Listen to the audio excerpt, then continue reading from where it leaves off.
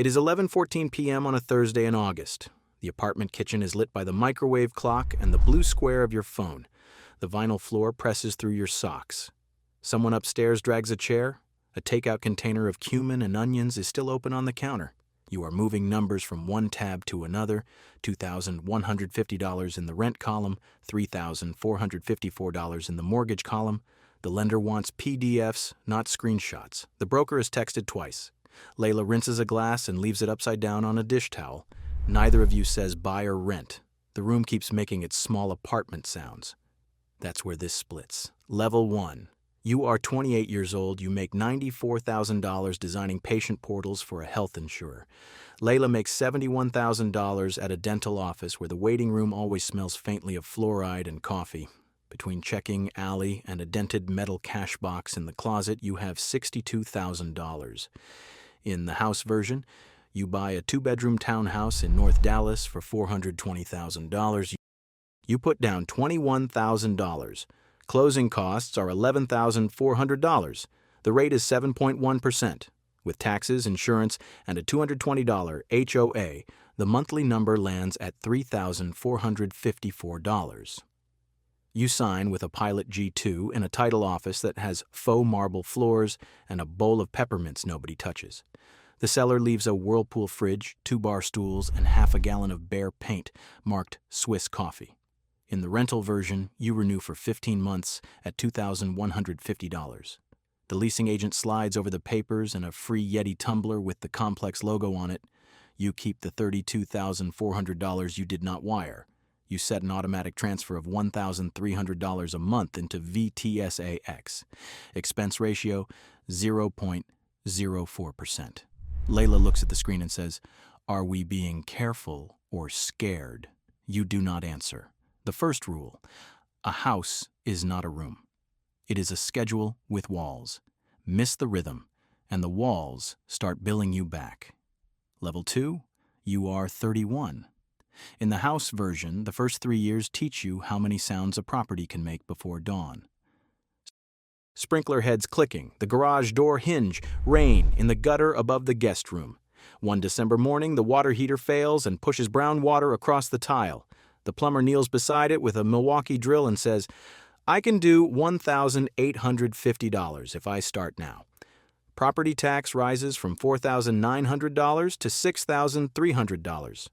Insurance goes up another $540 a year after a hail season that barely touched your street.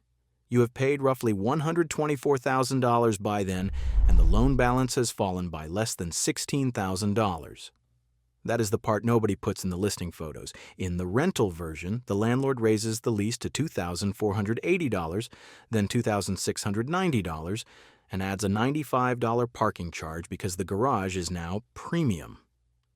The building replaces the gym TVs and sends cheerful emails about community upgrades. You invest the extra anyway. The Vanguard balance reaches $94,000, then $117,000. The money moves without asking permission from a roofer. There is no garage, no patch of grass, no place to keep the broken dining chair except the curb. Layla stands at the window one night while the upstairs tenant practices scales on a Yamaha keyboard. Neither of you speaks for 11 seconds. Space costs money. So does being able to leave it. Level 3.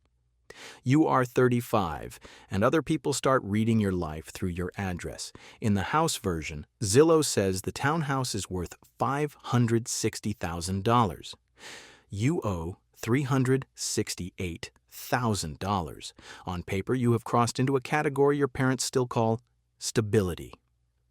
At a neighborhood cookout, a man in on-cloud sneakers asks what you paid and nods before you finish the sentence. He says the schools are why people stay. His daughter rides past on a scooter with LED wheels. Inside your own kitchen, one cabinet door still hangs a little low. You never fix it. The flaw becomes part of the house, the way a family story becomes part of a surname. In the rental version, the apartment is nicer now. Quartz look counters, LVP flooring, package room. Rent is $2,950. Your VTSAX account, fed by the old down payment and the monthly difference, is at $241,000. At dinner, a friend with a Peloton in his den says, At some point, you stop paying someone else's mortgage, right? You cut your salmon into 4 pieces that do not need cutting. Layla asks for more water. Nobody mentions that his equity came from a market lift he did not build. The third rule, permanence is a costume people trust too quickly. A deed looks like maturity because it prints on thicker paper. Level 4. You are 41 when the machine does what it does and removes a salary. The email arrives at 8:06 a.m. Your badge stops opening the office door by 9:12. Severance is $18,000 before tax. In the house version, the mortgage still drafts on the 1st. The backyard fence leans after a storm and the roofer quotes $7,800 for replacement shingles on the back slope. A recruiter calls about a role in Charlotte at $205,000, but selling the townhouse at $720,000 means agent fees near $43,000, plus repairs, plus time, plus the small theater of strangers opening your closets. Layla stands in the laundry room holding a basket of sheets. The dryer buzzes. She says, "We can stay 6 months." What she means is something else. In the rental version, the same recruiter calls with the same number. Rent is $3,450. Your investment account is a little above $515,000, even after a bad year that took a bite out of everything for a while. You can move in 30 days. You do move in 30 days. Banker boxes, U-Haul blankets, a hotel for 2 nights with a carpet that smells like detergent and old AC filters. Nobody asks you to replace a fence on your way out. The cost of mobility is that nothing in the old place keeps your outline after you leave. No pencil marks on a pantry door, no tree you planted badly and then learned to prune. Level 5. You are 48, and the numbers are large enough now to start disguising the original argument. In the house version, the townhouse is worth around $820,000. The loan is near $287,000. Your monthly housing cost, after tax and insurance drift, sits closer to $4,210. There's a creak on the 3rd stair that only your family steps around. The same Whirlpool fridge is gone.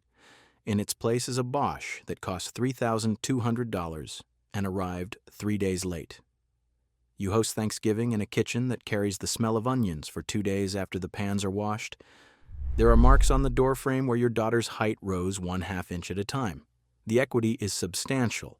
It is also trapped inside cabinets, tile, and a zip code. The bank offers a HELOC at 8.9%, as if memory should be collateral. In the rental and invest version, rent on the 3-bedroom you chose for school and commute is $4,180. That number bothers people until they hear the rest. Your portfolio is around $1.12 million. Some years it looked smaller. Some years it moved by $70,000 in a month for no reason a person could feel in a room. The money is liquid, in a way houses are not. You can write a $300,000 down payment tomorrow, or never write it at all. Your daughter has lived in 4 bedrooms in 3 neighborhoods. None of them carries her height in pencil. Her life exists in photos, cloud storage, and 1 dented IKEA desk that survived every move. Layla runs a finger across the kitchen counter and says, "This one still doesn't feel like ours." She is not talking about title. She is talking about residue. The 5th rule, ownership gives you visible proof. Liquidity gives you invisible range. Most people will praise the 1st because they can point at it from the street. It is 11:14 p.m. on a Thursday in August again. The kitchen is lit by a microwave clock and the blue square of another phone. A container of takeout sits open on the counter. Your daughter stands where you once stood, moving numbers between tabs. On one screen there is a mortgage calculator. On another there is a Vanguard login and a rent listing with 12 glossy photos. You stay in the doorway and watch her scroll with her thumb. The refrigerator hums.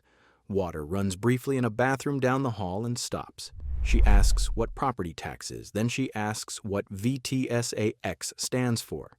She is not asking which life looked better from outside. She is asking which kind of payment becomes part of the walls and which one leaves a door available. The door closes the same way every night.